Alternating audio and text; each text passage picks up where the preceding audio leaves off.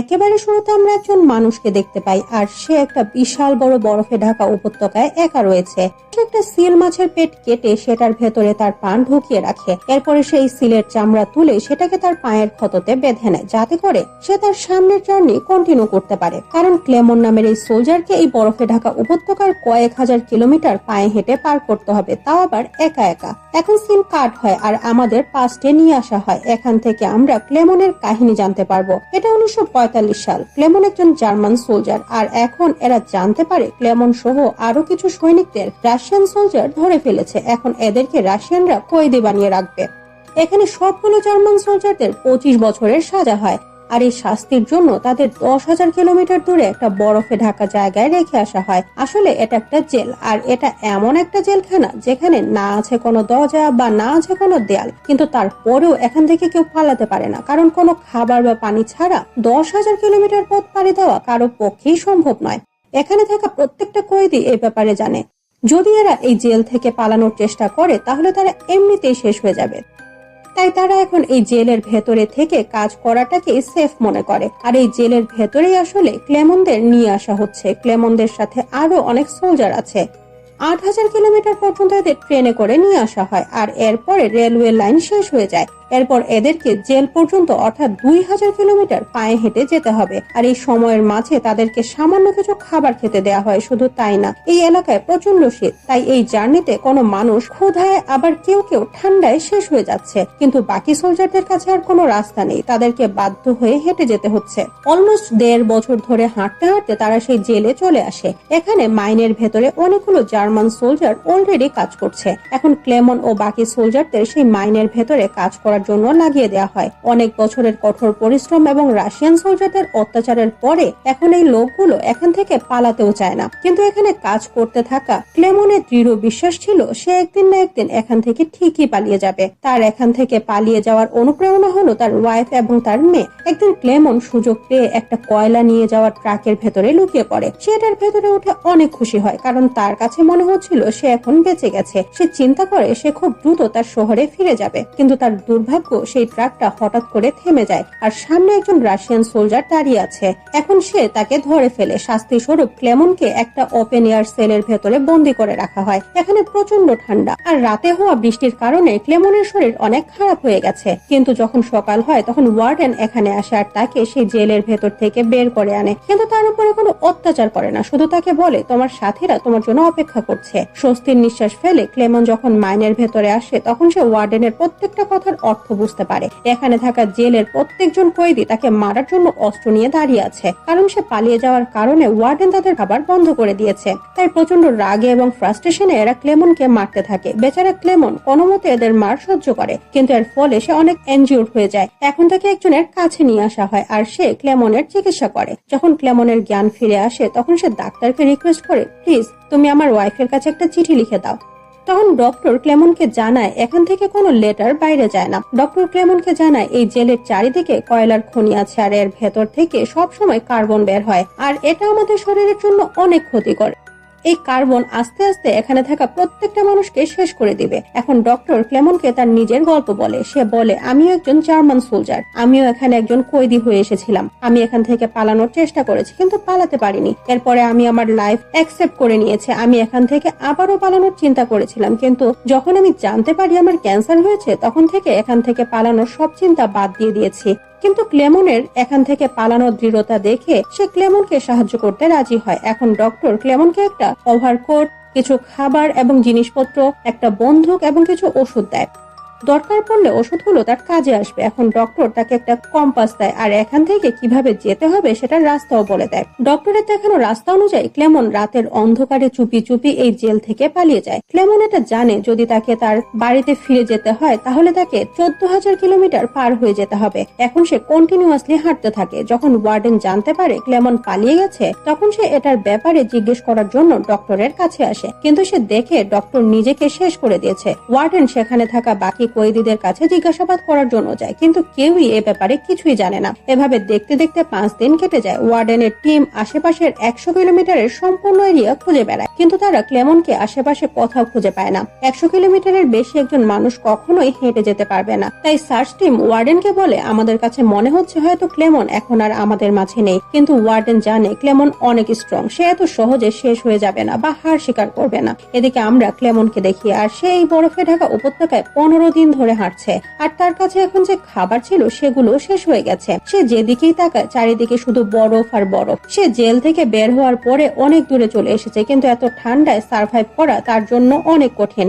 এখন তার শরীরে আর এতটুকু শক্তি নেই যে সে সামনে এগিয়ে যাবে, তাই সে বরফের উপরে শুয়ে ঘুমিয়ে পড়ে। যখন ক্লেমনের ঘুম ভাঙে তখন সে সেখানে একটা সিল মাছ দেখতে পায়, আর এটা দেখে তার পিস্তল বের করে, কারণ সে সিল মাছের শিকার করতে চাইছিল। কিন্তু তার হাত এতটাই কাঁপছিল যে তার টার্গেট মিস হয়ে যায়। আর এদিকে বিপদের আভাস পেয়ে সিল মাছ তার জীবন বাঁচিয়ে ছুটতে শুরু করে, কিন্তু ক্লেমনের বেঁচে থাকার এটাই শেষ আশা। তাই সে একটা শেষ চেষ্টা করতে চায়, তার শরীরের সব শক্তি সঞ্চয় করে এই সিল মাছটা ধরার জন্য ছুটতে শুরু করে। কিন্তু তার ভাগ্য এতটাই খারাপ যে তার পায়ের নিচের বরফ ভেঙে যায়, আর তার পা বরফের নিচে ঠান্ডা পানিতে চলে যায়। সে নিজের জীবন বাঁচানোর জন্য যখন এই পানির ভেতর থেকে হাঁচড় পাঁচড় করে বাইরে আসে, তখন দেখে তার পায়ে অনেক আঘাত লেগেছে। কিন্তু তার আঘাত লাগার সত্ত্বেও সে সেই সিল মাছটার পেছনে যায়, আর এখন ফাইনালি সে এই সিলটাকে শিকার করতে পারে। এখন ক্লেমনের খাবারের প্রবলেম সলভ হয়ে গেছে, কিন্তু তার আশেপাশে কোনো মানুষজন নেই। তাই তার মেন্টাল স্টেট ঠিক রাখার জন্য সে নিজের সাথে কথা বলতে থাকে, আর সে তার রাস্তা ঠিক আছে কিনা সেটা যাচাই করার জন্য বারবার তার কম্পাসে দেখে। সে যে সিল মাছটা ধরেছিল এটা দিয়ে তার বেশ কয়েকদিনের খাবার সমস্যার সমাধান হয়ে যায়। শুধু তাই না, সেই সিল মাছের চামড়া তুলে তার পায়ের আঘাতে বেঁধে নেয়, আর এটা সেই সিন যেটা আমরা সিনেমার একেবারে শুরুতে দেখেছিলাম। সিল মাছের চামড়ার কারণে এখন ক্লেমনের কিছুটা আরাম লাগে। শুধু তাই না, এখন তার সামনে এগিয়ে যাওয়ার শক্তিও ফিরে এসেছে। ক্লেমন আবারও শক্তি সঞ্চয় করে তার জার্নি কন্টিনিউ করে, আর এভাবে হাঁটতে হাঁটতে যখন সে কিছু দূর সামনে এগিয়ে যায় তখন সে সামনে একটা গাছ দেখতে পায়, আর এই গাছটা দেখে সে এতটাই খুশি হয় যেন সে কোনো একটা গুপ্তধন পেয়েছে। আসলে এরকম বরফে ঢাকা উপত্যকায় কোনো গাছ দেখতে পাওয়া একটা পজিটিভ ইন্ডিকেটর। এটা প্রমাণ করে যে এই বরফে ঢাকা উপত্যকার কিছু সময়ের মাঝেই শেষ হয়ে যাবে, আর সামনে সে জঙ্গল পাবে যেখানে সে বেঁচে থাকার জন্য কিছু না কিছু রসদ অবশ্যই পাবে। সেই গাছটা দেখে এতটাই খুশি হয় যে সে গাছটা জড়িয়ে ধরে, আর যখন সে কিছুটা সামনে এগিয়ে যায় তখন সৌভাগ্যবশত তার ধারণা অনুযায়ী সে সত্যি সত্যি একটা জঙ্গল খুঁজে পায়। সে এখানে এসে অনেক খুশি হয়, কারণ এখন সে আগুন জ্বালিয়ে রাতে শান্তি মতো ঘুমাতে পারবে। কিন্তু সামনের রাতগুলো তার জন্য শান্তির হবে কিনা সেটা কেউ জানে না। যখন সকাল হয় তখন এখানে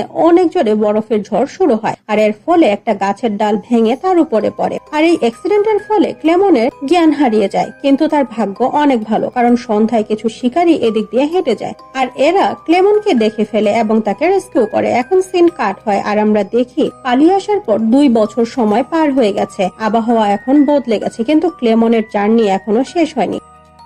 যে দুজন লোক তার জীবন বাঁচিয়েছিল এখন সে তাদের সাথে নদী পার হওয়ার ডিসিশন নেয়। কিন্তু তারা যখন একটা ভেলায় করে নদী পার হচ্ছিল তখন হঠাৎ করে সেখানে বন্যা শুরু হয়ে যায়। পানির স্রোত এত বেশি ছিল যে তারা তাদের ভেলাটা কন্ট্রোল করতে পারছিল না, আর তখন একটা লোক সেই নদীতে পড়ে যাওয়ার জন্য ডুবে যেতে শুরু করে, আর তার জীবন বাঁচানোর জন্য ক্লেমন নিজের জীবনের পরোয়া না করে পানিতে ঝাঁপিয়ে পড়ে, আর যেমন তেমন করে সে এই লোকটাকে বাঁচিয়ে নদীর কিনারে নিয়ে আসে। কিন্তু যখন এরা সেফলি নদীর কিনারে আসে তখন দেখে তাদের তৃতীয় সাথী অনেক বেশি স্বার্থপর। সে এদের সব জিনিসপত্র নিয়ে একাই নদী পার হয়ে চলে গেছে, কারণ তার কাছে মনে হচ্ছিল হয়তো এরা দুজন শেষ হয়ে গেছে। শুধু তাই না, এই লোকটা তার সাথে পাওয়া সবগুলো সোনা নিজের কাছে রাখার প্ল্যান করে। যখন ক্লেমন এবং প্রথম লোকটা এখানে আসে তখন এই লোকটাকে এমন স্বার্থপর দেখে তার পার্টনার তাকে গুলি করে দেয়। এখন এই লোকটা আর কাউকে বিশ্বাস করতে পারছে না। সে তার গোল্ড গুলো রক্ষা করার জন্য ক্লেমনের উপরেও অ্যাটাক করে বরফ থেকে নিচে ফেলে দেয়। ক্লেমন এখন অজ্ঞান হয়ে গেছে। যখন তার জ্ঞান ফিরে আসে তখন দেখে তার চারিদিকে অনেকগুলো নেকড়ে তাকে ঘিরে রেখেছে।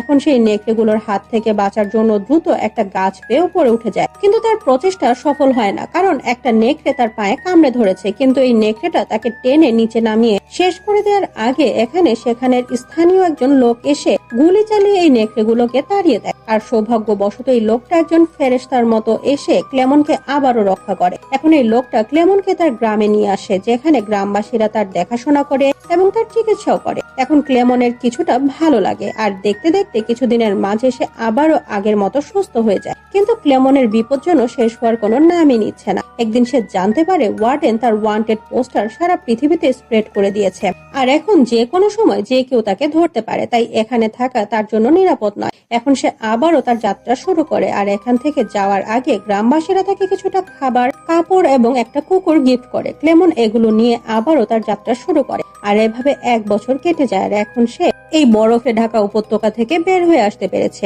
ক্লেমনের কুকুরটা ছুটতে ছুটতে তাকে একটা ফ্যাক্টরির কাছে নিয়ে আসে। এখানে কিছু শ্রমিক কাঠ কাটার কাজ করছে। যখন খাবার সময় হয় তখন এরা ক্লেমনকে কিছু খাবার খেতে দেয়, আর সে পেট ভরে খাবার খেয়ে নেয়। খাবার খাওয়ার পরে এই কারখানার মালিক ক্লেমনের কাছে এসে জানায় তার মালগাড়ি তাকে সামনের শহর পর্যন্ত পৌঁছে দিবে। এটা জানার পরে ক্লেমন অনেক খুশি হয়, আর সে ট্রেনে উঠে যায়। কিন্তু সে জানতো না কারখানার মালিক তাকে কেন এই হেল্পটা করেছে। আসলে সে ক্লেমনের ওয়ান্টেড পোস্টার দেখে ফেলেছিল, আর সে প্ল্যান করে ক্লেমনকে সে ট্রেনে উঠিয়ে দেয়। এরপর সে ওয়ার্ডেনকে জানিয়ে দেয়, আর ক্লেমনের স্টেশনে পৌঁছানোর আগে ওয়ার্ডেন সেখানে তার জন্য অপেক্ষা করতে থাকে। ক্লেমন ওয়ার্ডেনকে দেখার সাথে সাথে ভয়ানকভাবে চমকে যায়। এরা ক্লেমনকে এখান থেকে ধরে নিয়ে যাওয়ার আগেই তার কুকুর এদের উপরে আক্রমণ করে, আর ক্লেমনকে এখান থেকে পালিয়ে যাওয়ার একটা সুযোগ করে দেয়। ওয়ার্ডেনের সোলজারেরা এখন ক্লেমনের পিছু করতে শুরু করে, আর সে একটা ওভারব্রিজের উপরে উঠে একটা চলন্ত ট্রেনের ছাদে লাফিয়ে পড়ে। এভাবে এখন তার জীবন বেঁচে যায়। এরপর এভাবে কয়েক মাস কেটে গেছে। আমরা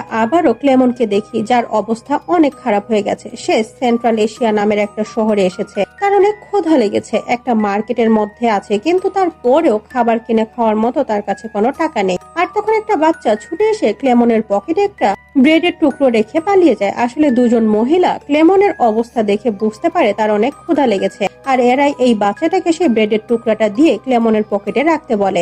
এই এক টুকরা ব্রেড খেয়ে তার কিছুটা এনার্জি ফিরে আসে। এখন ক্লেমন একটা চার্চে আসে, আর এই চার্চের ভেতরে তার সাথে একজন জুইশ লোকের দেখা হয়। এই লোকটা খ্রিস্টান মানুষদের পছন্দ করে না, কিন্তু তারপরেও সে ক্লেমনকে সাহায্য করতে রাজি হয়। ক্লেমনের অবস্থা অনেক শোচনীয়, তাই লোকটা ক্লেমনকে নিয়ে তার বাসায় আসে। এখানে আসার পরে ক্লেমন কিছুটা পরিপাটি হয়ে নেয়, আর সেই লোকটাকে কোনো প্রশ্ন করে না। লোকটা ক্লেমনকে বলে, তুমি এখানে কিছুক্ষণ অপেক্ষা করো, আমি তোমার জন্য খাবার নিয়ে আসছি। ক্লেমন হেঁ সূচক ভাবে মাথা ঝাঁকায়, আর সেই লোকটা এখান থেকে চলে যায়। কিছুক্ষণ পরে লোকটা যখন ফিরে আসে তখন সে বাসায় ক্লেমনকে খুঁজে পায় না, তাই সে ছুটে চার্চে আসে, আর এখানে সে ক্লেমনকে দেখতে পায়। লোকটা ক্লেমনকে জিজ্ঞেস করে, তুমি এখানে কি করছো?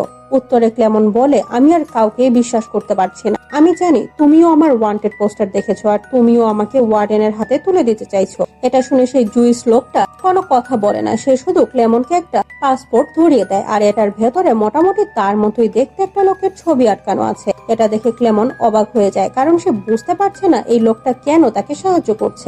যাই হোক, এখন ক্লেমন সেই পাসপোর্ট এবং পাস নিয়ে লোকটাকে থ্যাঙ্কস বলে এখান থেকে চলে যায়। এখন সে তার ডেস্টিনেশনের অনেক কাছাকাছি চলে এসেছে। তার জার্নি আর কিছুদিনের মাঝেই শেষ হয়ে যাবে। এখন তাকে শুধুমাত্র রাশিয়া এবং জার্মানির বর্ডার পর্যন্ত পৌঁছাতে হবে। তার কাছে পাস আছে, তাই সে একটা ভ্যানে লিফট নেয়, আর এর ফলে তার অনেকটাই সুবিধা হয়। কিন্তু সামনের রাস্তা অনেক খারাপ, তাই ক্লেমনকে আবারও পায়ে হেঁটে সামনে এগিয়ে যেতে হয়। এখন কিছুক্ষণ পরে সে স্টাফের কাছে গিয়ে তার পাস দেখায়, আর এই পাস এবং পাসপোর্ট দেখানোর সময় ক্লেমন কিছুটা ভয় পেয়ে যায়, কারণ তার ভয় হচ্ছিল হয়তো এই লোকটা তাকে চিনে ফেলবে। কিন্তু এখানে তেমন কোনো কিছুই হয় না, আর এখানে বসে থাকা সেই সোলজার তার পাসপোর্ট তাকে ফিরিয়ে দেয়। আর এখন যখন সে সামনে এগিয়ে যেতে শুরু করে তখন সে তার সামনে ওয়ার্ডেনকে দেখতে পায়। ক্লেমন রাশিয়ার বর্ডার থেকে বাইরে চলে এসেছে। সে এখন আর রাশিয়ান কয়েদি নয়, কিন্তু তারপরেও সে ওয়ার্ডেনের সামনে দিয়ে হেঁটে যেতে ভয় পাচ্ছিল। এখন তার সেই সবগুলো স্মৃতি একসাথে মনে পড়ে যায়, যেগুলো এত বছর ধরে সে সহ্য করে এসেছে। আর এখন সে ফাইনালি জার্মান পর্যন্ত এসে পড়েছে।